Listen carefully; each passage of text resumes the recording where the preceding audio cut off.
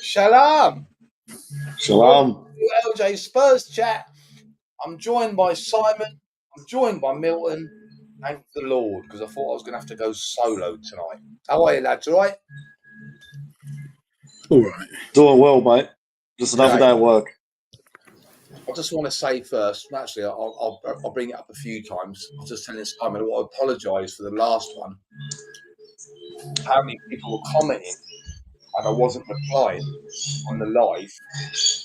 It's this new format thing and it's absolutely shit. And the comments froze. So I'm going to keep an eye on it tonight.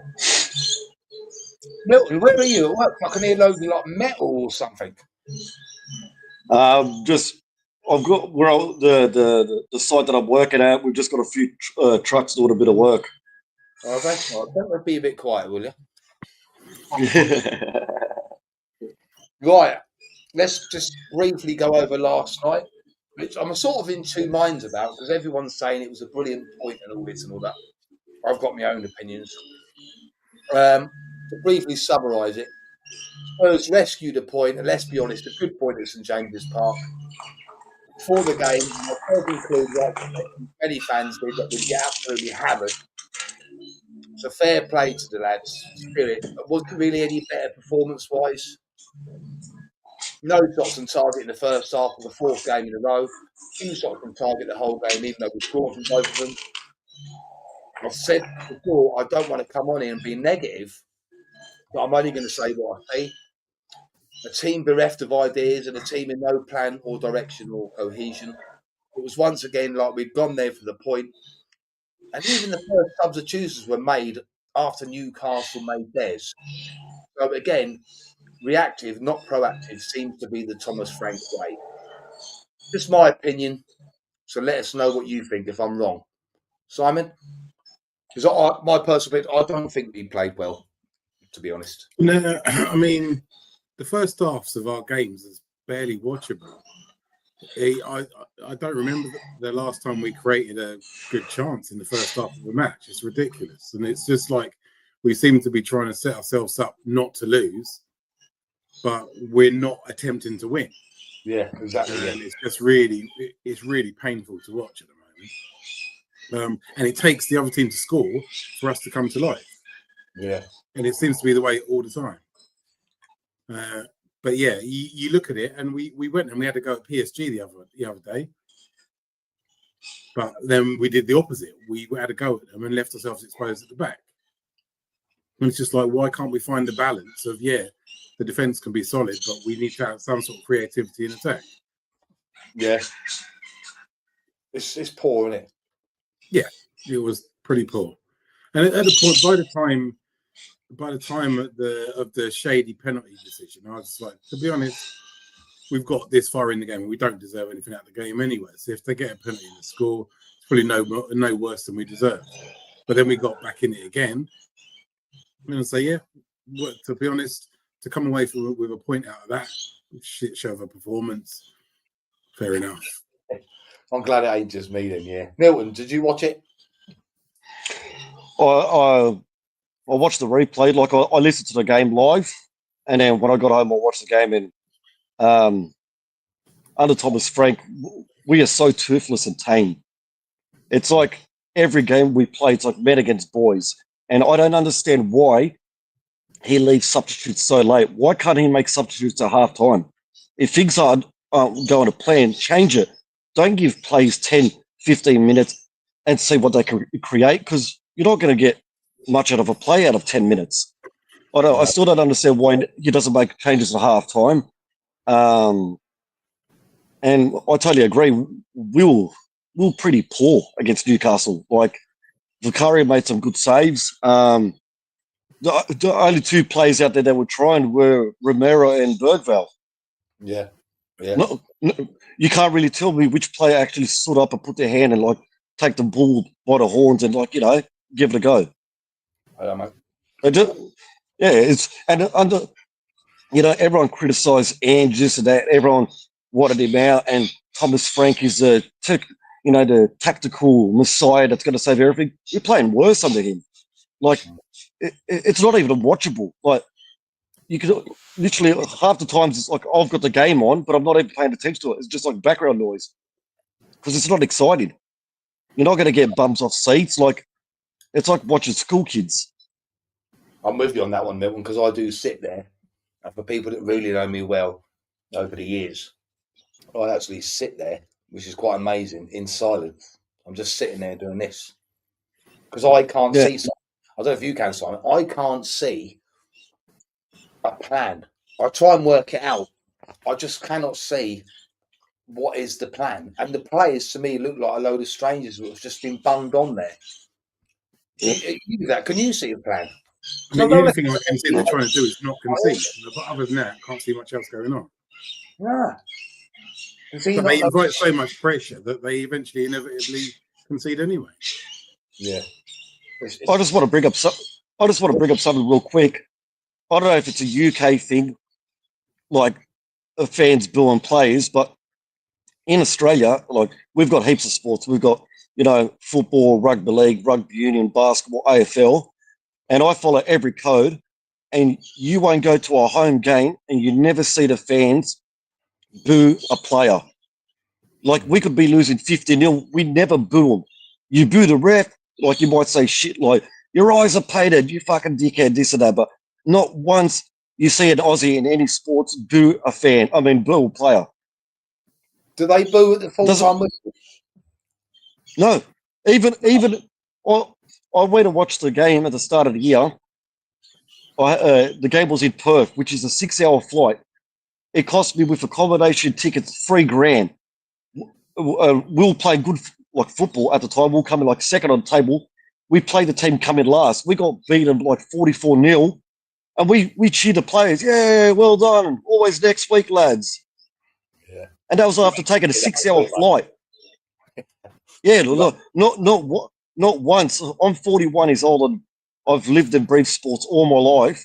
And not one game I've ever gone live where I've driven 4 hours each way. Even if my team gets beat, we still cheer the players. They give a round of applause. You high-five the players. It's all right, lads. It was a bad day in the office. Always next week. Come on, boys. Let's do it. What was your opinion, Simon, of them booing Vicario at the weekend? I mean, I think it's ridiculous. He made a mistake, and you think, what on earth was he doing? But still, to boo your own player in the middle of a game is just... It's wild to me that's even a thing. To do that, how the hell is that going to help your team? It's not.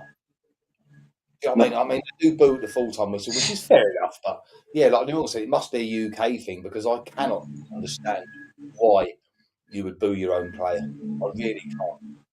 When I was in charge, these people genuinely believe the world revolves around them. It's like, I've paid 100 quid to be here, and you'd better perform for me, you little performing man. They're only human, aren't they? And if you don't do what I expect you to do, then I'm going to boo you. It's like, are you a supporter or have you just come to just watch and it's some sort of drama thing for you? It's just weird. When I was in charge of my boys team, Simon, I used to say to the players, if someone makes a mistake, don't have a go at them, which was happening, you know what I mean? Don't have a go at them because they won't want the ball again. If you make a mistake, encourage them. Even if you want to shout at them, encourage them. You can have a go at them at half-time and have a little chat.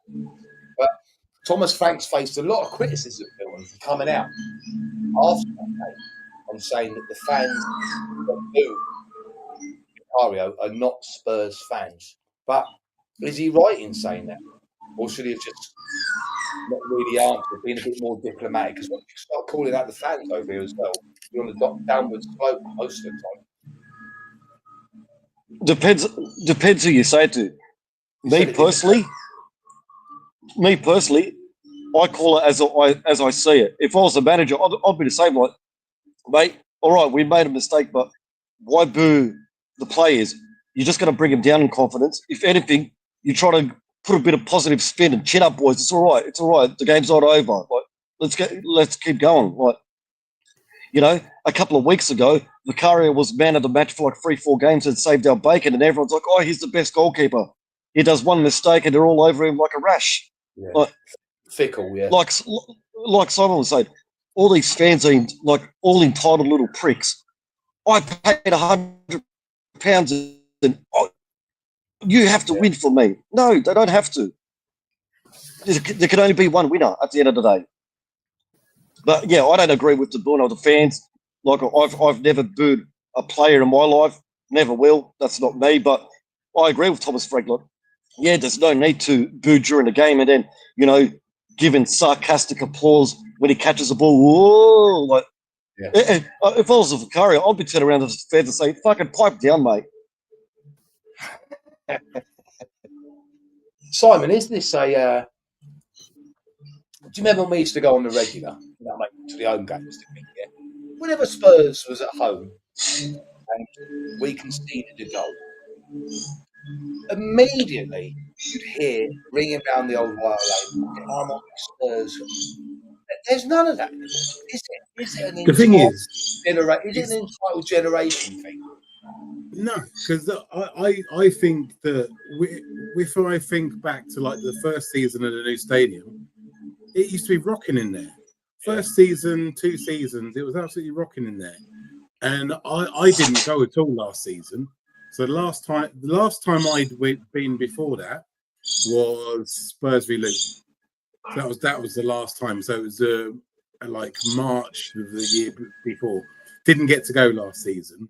So I made a point this season. So first game of the season, go to Burnley, and I'm thinking, right, first game back, it's going to be lively. We're going to win this game. It's going to be a good atmosphere. Absolutely dead. Burnley fans singing to us, "Is this a library?" And you just kind of think, the place has just got toxic. Yeah, hasn't it? And it's just gone downhill. When we first opened that stadium, it was brilliant in there. It's good. It's only good now, isn't it, when you like to get the big teams come.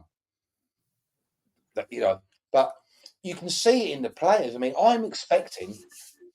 I don't know about you two. I'm actually expecting us to lose to Brentford on Saturday at home because you can see players don't want to play there. Now, when they go off at half time, they get in a huddle and go off. Full time, they're getting in the huddle and going off. So it is detrimental to the team, isn't it? I don't understand it. I really don't. I mean, you got to hope that because I to be honest, a lot of the performances have been a bit spineless. Yeah. And it's about time that they showed up and said, "Look, you people that booed, this is what we're all about." And I always say, when you've paid your money to go and watch a team play, the maximum effort is the minimum requirement for the players. Yeah. If they've gone in there and they've tried their best and they've lost, fair enough. But the thing is that I mean, I know why people are booing, but I don't think booing is the right thing to do. And it's because you watch it and you see the players and you know that they're not giving their best because you know what they're capable of, and you know that they're not giving their best. And like Vicario's decision, why he didn't just boot the thing into Rosette, why he cut it back. I mean, you get taught at primary school. If you've got the ball out wide, do not play infield, play either down line or out. And he put it out, and you can see, you think, have you got rocks for brains? But you don't boo the guy. And I think that against Brentford this weekend, they've got to turn up. Simon, though, I mean, Milton's right. Is it a case though of they can't perform to their potentials, like Simon says, because he's forever changing it? And I was watching a stream yesterday, and the man was sitting there. I think he's a little bit younger than me, and he was saying, "You cannot play the same 11 game after game." Maybe I'm old school, but if a professional footballer can't play 3 games in a week, there's something wrong, surely. Or am I wrong? Has he got to change it like he's doing? Because I think that's a lot. He's changing it every single game. Well, the way I see it, when you keep chopping and changing in the squad and rotated players for every different game, there's going to be no cohesion. No one's going to be singing from the same hymn sheet. So one player's going to be told to do this, and then 5 minutes later he's going to be told to do this. He's going to be lost in 2 minds. It's like, do I go forward? Do I track back? Do I stay here? Do I defend? Do I attack? So I don't agree with chopping and changing. I always agree, and I still don't think he knows his best 11. But if you know your best 11, you stick with that at best 11. Like you said, if you're a professional footballer and you can't play 3 games a week, well, football's not for you then.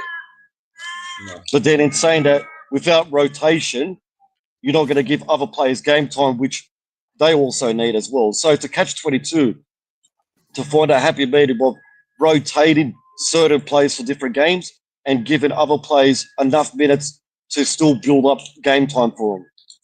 Yeah, yeah. It is a catch-22 thing. But Simon, you know yourself, if you're winning games, even if you're playing 3 times a week, when you're winning, you don't get tired, do you? It's mental. You don't know, do you? Yeah. You don't get tired. You can't wait for the next one, whether it's 2 days later or 3 days later. You know what I mean? And I want to ask you,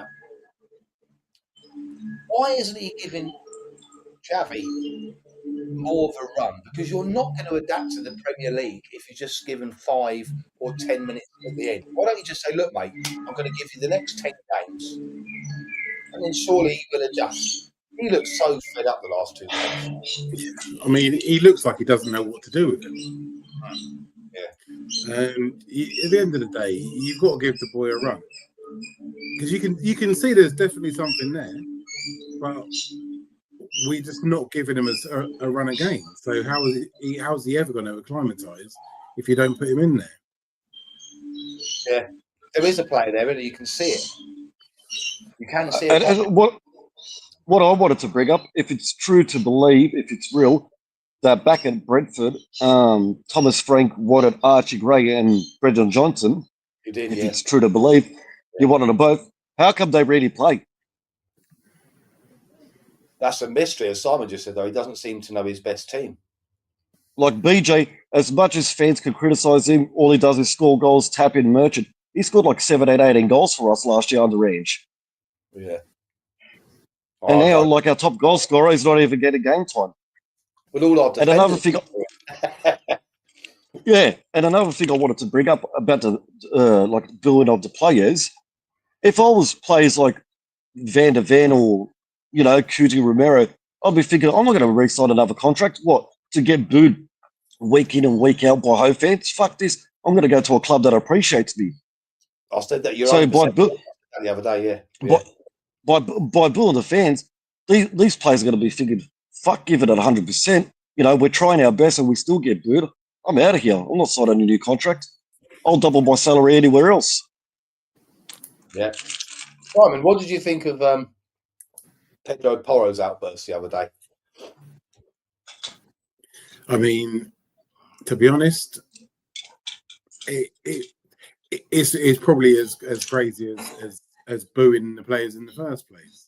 It's probably something you need to keep inside, but I can't imagine what it feels like to be in amongst the people who are like supposed to be your family, and 60,000 of them are booing you. It's just like, well, and it's not all 60,000, I know that, but there must be a good 10, 15, 20,000 people booing in that. And it's frustrating. It's frustrating. And if he sees his mate getting booed for one mistake, and you look at the situation with Vicario, and he's saved us as many times as he's dropped us in it. So it's the worst position for a goalkeeper. And when you make a mistake as the goalkeeper, it costs a goal. But you're going to make mistakes, especially as a goalkeeper. You make a mistake, and that's usually a goal, isn't it? You know what I mean? I'm as pissed off as Porro that the people are booing our own players while players still actually going. Yeah. So I can see where he's coming from. So I can't. That noise is getting louder, man. Something sharp, Milton. We're gonna have to come over there. It sounds like you're in a bird cage. Like it does sound like that, doesn't it? Budgies or something. No. Well, where I'm working out, we're like maintaining all the parks and gardens, like cutting trees down, mowing the lawns and all that. So that's why you can hear all the machinery. Yeah, because I work outside. Like in Australia, we call it council work, but I think the Americans call it like parks and gardens. Yeah, same over here, council. Council. So we call it council. Yeah. Arseholes council. But I agree with Pedro Porro. Like, it's like being at school. Like, if you two were best mates and someone's picking on Simon, you're going to be like, fuck off, mate. Lay off me, mate. I'll crack you. Like, It was good to hear the fans last night, wasn't it? Because they were cheering Vicario's name. I've always said that the away fans are proper hardcore fans. They were cheering Vicario's name. They were cheering Romero's name. You know what I mean? That's better to hear. You've got to get behind the team. You know what I mean? Otherwise, I mean, I'm dreading Saturday, Simon, and you. I'm dreading. I'm not expecting nothing because I bet the players in their minds thinking, "Oh, fucking hell, it's another home game." And it's no coincidence that our away form is better than our home form. Yeah, I mean, I dread home games all the time at the moment. The only time we seem to get any respite at home is in Champions League. But Premier League home games are absolutely awful. If I had to ask you the question then, Simon, I'll ask Milton the same question in a minute. Is I know it's probably a bit early to say, but there's already, you know, Spurs fans are like, is Thomas Frank the man for the job? Should he be given the January transfer window, or should they get rid of him if they lose to Brentford? That's what a lot of people are saying. And do what? What are we going to do? Just keep Someone the same. said get hands back last week. I mean, we're 1 point off. We're 1 point worse off this season than we were at this point last season. So we've conceded more and we've scored less. We're a point down on where we were at this point last season. So the real proof of the pudding is can he turn it around? And I'm not one of these people who's like, we're 14 games into the season, just bin him. It's not. I don't think that we should be just hiring, and every 18 months get a new manager. At some point, we're going to have to lock into the project. And the thing is that this time around, it isn't just the manager that's changed. The whole structure of the club's changed. And so I don't know what their plans are, but the Lewis family seems to be getting close to things. And Vinay seems to be the man in the hot seat at the moment. And there's a lot. It'll be interesting because what I want to see is what happens in the transfer window. Yeah. We're 4 weeks away from the transfer window, and the Lewis family are talking about how they want to invest in the team and they want to do this and they want to do that. And I think that they've got to back the manager and buy the players he wants. Probably get someone like get someone familiar to him. Get Ivan Toney in, and somebody else. So we need some more quality. We need our injured players back as well, though. And this is the thing: when you've got Madders and you've got Decky and you've got all these different players who are all injured, you kind of want them all back, and you want all of his tools available to him to be able to really judge him. And he's inherited a forward line which is shit, isn't it? To be fair, yeah, he's inherited a losing team. Yeah. And I don't know if you expect him to just turn it around overnight. Milton, what do you think? Me, I've never been a fan of clubs sacking managers halfway through a season. I'd give him the January transfer, see what it can do, let him play it out for the rest of the year. If there's no improvement, come the end of the season, come May, then make the decision. Because at least that way, if you get a new manager, then they have a pre-season and a transfer window to work with and get the players he wants and get rid of the players he doesn't want. So I suggest just stick it out for the rest of the year and then make a decision come May when the season's over. Because at the end of the day, it's so hard to get a manager mid-season. There's not many managers would be available or would want to take on the Spurs job. So I'd let it play out till May. We're not going to make Champions League. I don't think we'll get relegated. Let him have it till the end of the year and then let the board make the decision. But to sack a manager halfway through, I'm not a big fan of it.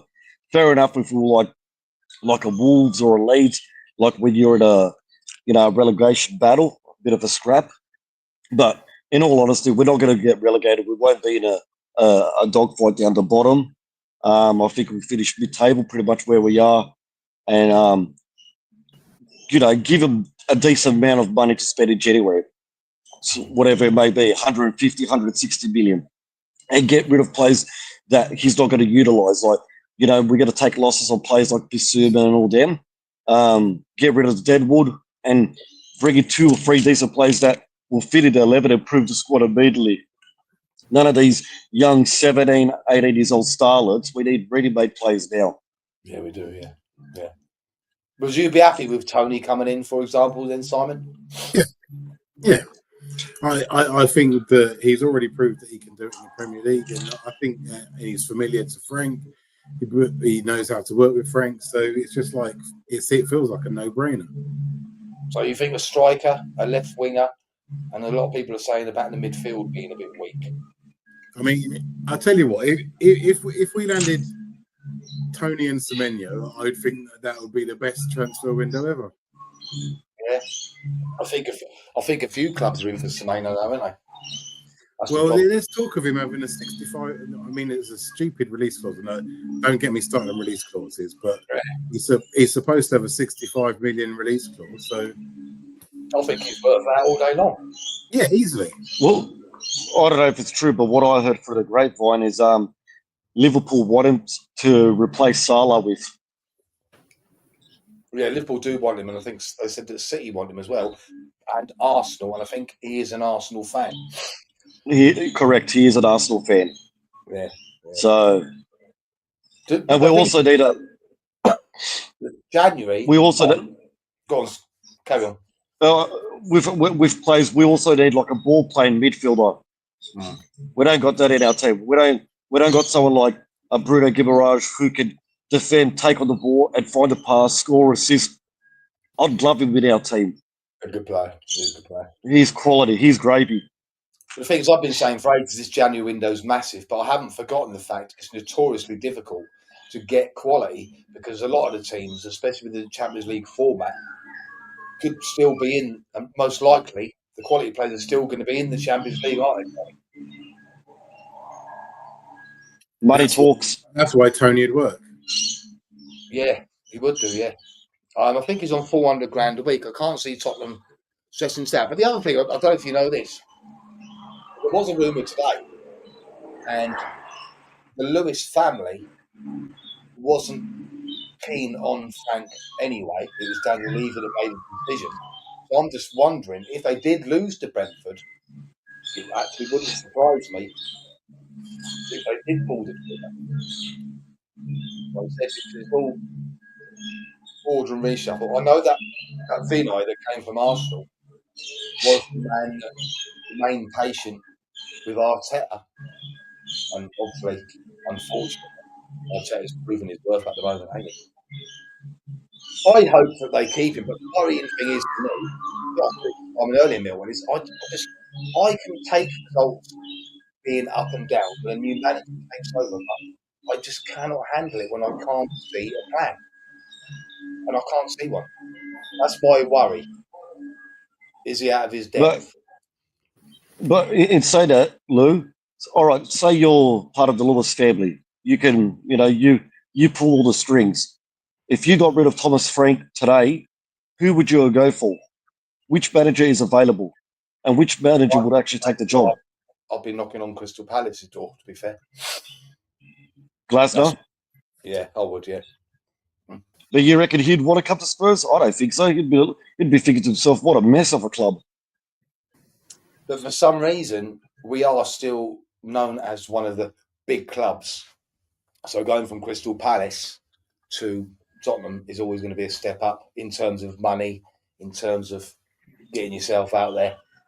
But yeah, I'm not saying I want Thomas Frank sacked. I hope he pulls it out because he seems like a nice bloke. But I just said that the only worrying thing for me is the plan. I mean, under Ange, which was a bit of a laugh, wasn't it? At least we knew what Ange was doing, and he come out and say it. At least Ange just got.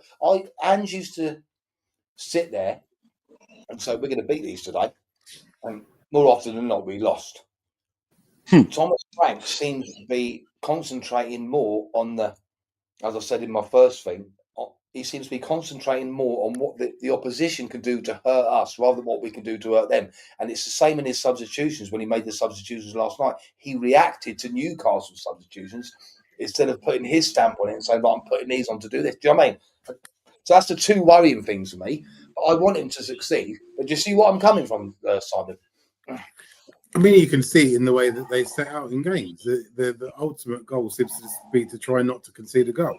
There doesn't seem to be any other plan.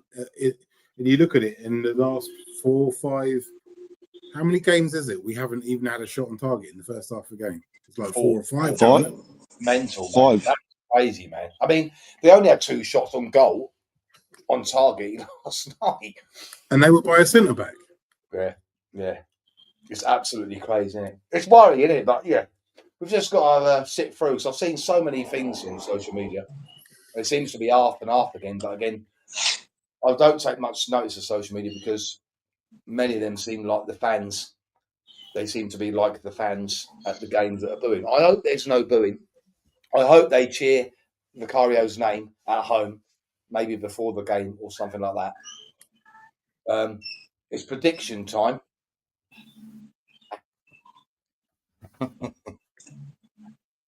Chavies. No one wants it. Have they that shit? Not one person gets the result yet. Not one. Including myself. I said to Harry, my boy, I want you to win. They ain't got to pay postage then. So, Hilton, Brentford v Tottenham, Saturday, 3 o'clock. What's the score? 2-2. 2-2 draw. He's going for a Desmond.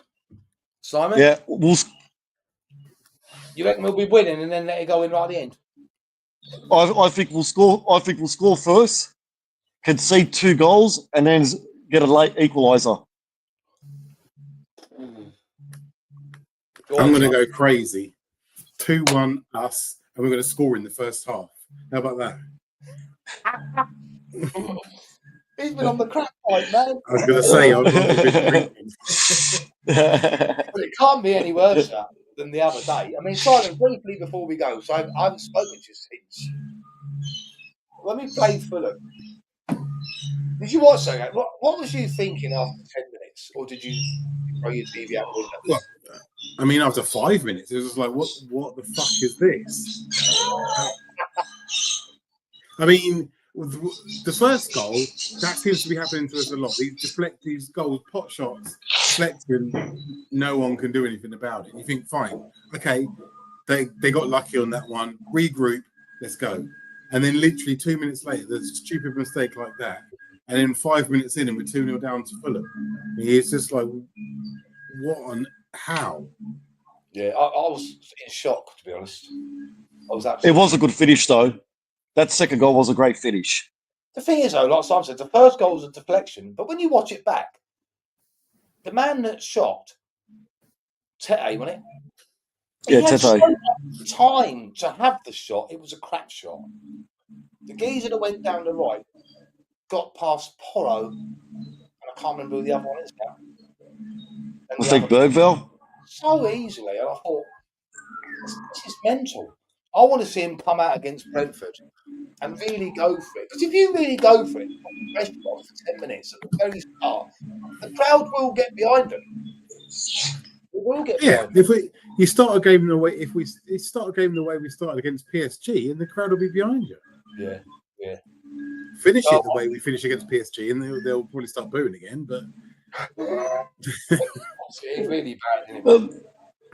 A question to you two boys: How far away is it to get to the stadium from where you live? I could probably get there with traffic in it by car, probably an hour. An hour yourself? To go by car, really, to be honest. Well, easy by the train. Yeah, it's quite. So if you're going in from Luton, it's quite easy. It's half an hour on the train. Then you get the tube to Seven Sisters. Then you get the overland train to White Hart Lane. It's not too bad. It takes about an hour. Yeah. Because I used to drive up there, and I'd park as near to the ground as I could. And you'll know this, Simon. I used to look for like little industrial estates where they're saying, "Give us 20 quid and you can park in here." But they're a lot few and far between now. And Daniel Levy did say, didn't he, when he was making the stadium, we want to make it basically 99% public transport only. You know what I mean? Yeah, they do things where you can pay to park on people's drives, but yeah, I prefer to just get the train and have a beer. Well, Yeah. I think we'd need a beer now. Yeah. I was going now. You know what I mean? Need more than one beer, mate. Need a dozen. Anything else you want to add, Milton, before we say bonjour? I was I just going think to say, that like, we haven't talked about Romero yesterday. Oh, sorry. Yeah. Well, to be the fair, whole thing. So he's scored 2 goals. He's absolutely shithoused all of their fans. He's done an interview in English. he shithoused Bruno as well. Yep. yeah, And it was like that's our captain. That is. That's our I boy. love Romero's shithousery. I've always loved it. I don't think he's played the best this season yet, but he does. And like Milton sort of touched on earlier, I'm a bit worried that him, Van der Ven, will be sought after in the summer. And unless we dramatically improve, I think we could lose both of them, which should be a shame. I mean, you'd hope that there'd be a lot of money involved in that. Yeah, and now Romero's captain, you'd hope that he would stay. But he's like Richarlison. I know Richarlison's pretty crap, to be honest, but I love players of shithousery that wind up the opposition. I love it because I'd do the same. You know what I mean? And when he was doing all this shit to Bruno, who, to be fair, when he came on, like Milton said, I thought he was outstanding. I mean, he'd done one particular pass which just cut right through. It was a brilliant pass. He's actually left. Yeah, brilliant pass. He's a good player. But yeah, we haven't seen the best of him. I could honestly see Romero going to La Liga like a Barca or Real Madrid, and I could see Van der Ven going to like a Liverpool. Van der Ven going to like a Liverpool or Man City. He could do, yeah. I think, well, he come out and said it, Romero. He wants to go to Spain at one time in his career. But like Simon said, big money. If you're going to offer, I'd want 80 million for him. And I think that's reasonable in this day and age, isn't it? 80 million, you can have it. You know what I mean? They got that young geezer, what can never pronounce his name, Simon. Danny's always going on about Vuskovic. Yeah, he's absolutely brilliant. I don't want to lose him. I want to see him back. What would be the price tag for Van der Ven? Probably be around the same, wouldn't it? To be honest, probably be around the same. Probably more because he's younger. He's younger. Yeah, it'd be close to the 90 million, I reckon. There's a good partnership developing there, and Van der Ven, like you said, will only get better because I think he's only 21, isn't he? I'm a bit 23, I think. On about defenders. 23, I think. I'm a bit worried about Udogi's dropping form as well. Because I like Udogi because he gives the balance, but he was awful last night. I don't know what's happened to him. I'd be putting Jed Spence out there. Spence, do you know what? Spence's prime position is right back. I think he's better at left back. Yeah. And Kudus seems to be going through a bit of a Decky phase. Kudus is going to do his West Ham things again. When he scored that goal the other day, was that against Fulham? Did you see the change in him just like that? And this is what Danny said the other night. He said, this is what West Ham fans mates told him. I think basically if the team's doing well, you'll see Kudus do well. If they're not. Yeah. He hasn't quite been the same since his injury. So maybe his injury was a bit worse than what we thought. You know what I mean? I don't know. But he started really well, didn't he, when he first came? But we're definitely we're offering is the right hand side. Any news on Solanke? No, I think that's a mystery. I was speaking to someone about it today. I don't think they're telling us the old truth about Solanke. I think the injury is a lot worse than what because he would have been back by now. I don't know what's going on there. They're not telling us everything, are they? They're just Thomas Frank comes out and says this. Look, rather than give you a timeline on it, I'll just say he's not ready this week. That's what he says. Because they said he was back out on the grass, but that was weeks ago. Dragusin's back out on the grass as well, and someone else. I actually think that Dragusin will be better under Thomas Frank than what he was under Ange. So I don't think he suits the high line. So I'm quite excited to see him come back. I think you'll probably see the Dragusin that plays for Romania. Who else is injured in that? Yeah, Kulu's back out on the grass now, but he's supposed to come back in January. And you also got that young Korean kid, Koto Takai. Yeah, but He hasn't even seen the pitch yet. No, he's out training. Madison probably be March. Probably won't even see him this season. It depends on how the end of the season looks. A quick question to you boys. Quick question to you boys both. Do you think Thomas Frank will be here this time next year? That's a tough one. I'll let Simon answer that first. I hope so.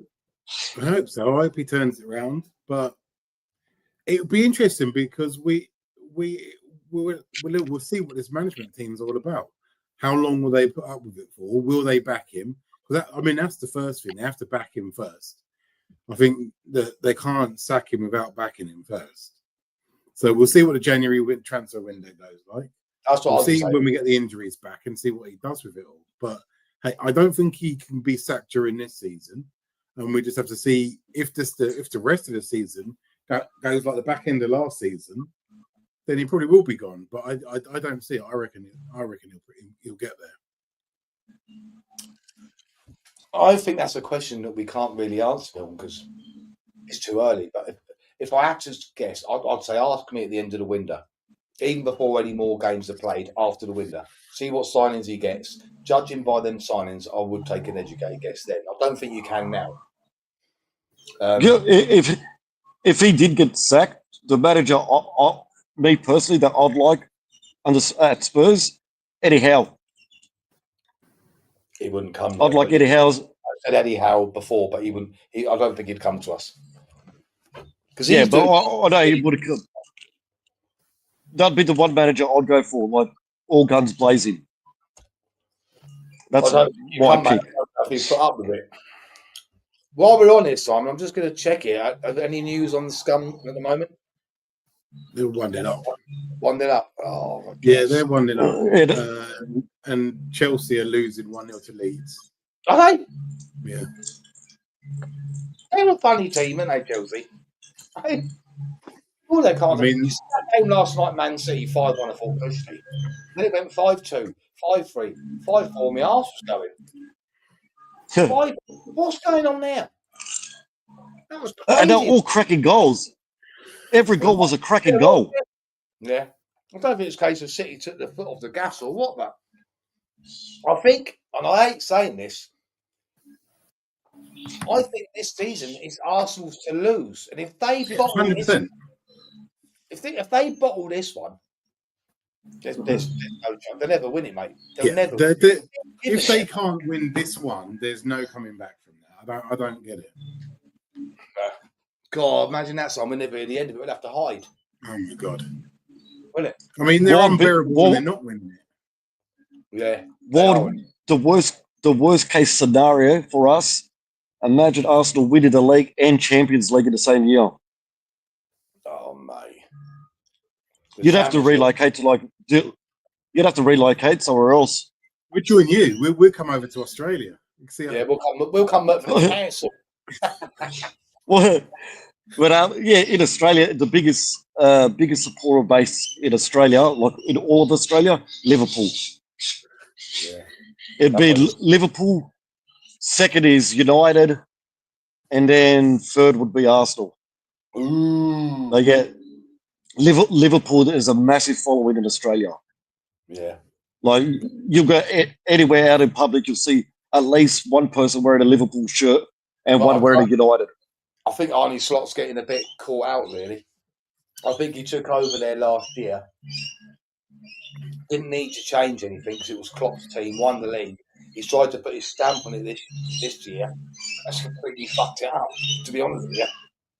And to top it off, like your two most senior players were playing out their skins to get their big $400,000 a week contracts. They get them and they're gone missing. Simon, we could tell last year that Van der Vaart probably didn't have another year in the Premier League, to be honest, couldn't we? We could tell. But they offered him the old, like you said, Fondue. Yeah, Van Dijk and Salah both got their money and they just not performing at all. That'd be weird, wouldn't it, if he got the sack the year after winning the title? I don't know if that's happened before. I mean, so far, this is the worst defense of a title that I can remember. It actually is. Yeah. And everyone was saying they're going to run away with it when they spent all the money. Crazy, man. See? Yeah, but look at Chelsea all they look at Chelsea all them years ago. Roberto Di Matteo won the Champions League, had a poor start to the season and sacked after winning Champions League. It's Chelsea. They're just stupid. So Right, more money than sense. boys, I've got nothing else to bring up. So Oh, you didn't say yours. my prediction. What's your score prediction? No, you didn't. 2-1